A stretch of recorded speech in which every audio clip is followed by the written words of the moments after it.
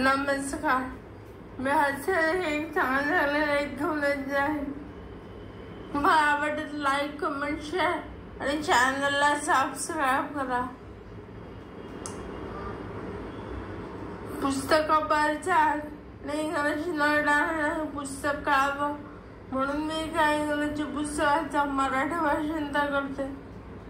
पुस्तकाचे लेखक आहेत ॲलन आणि बार्बरा पीस.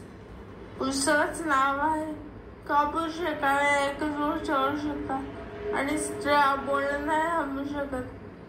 त्यातील एक लेख सर्वात चर्चा त्यात तसे स्त्रिया सहभाग फल आणि संबंध निर्माण करायला खूप बोलतात. जेव्हा तुमच्याशी खूप बोलत असेल तर तुम्ही आवडतं आणि जर ती काहीच बोलत नसेल तर कुठलाही त्रास नाही.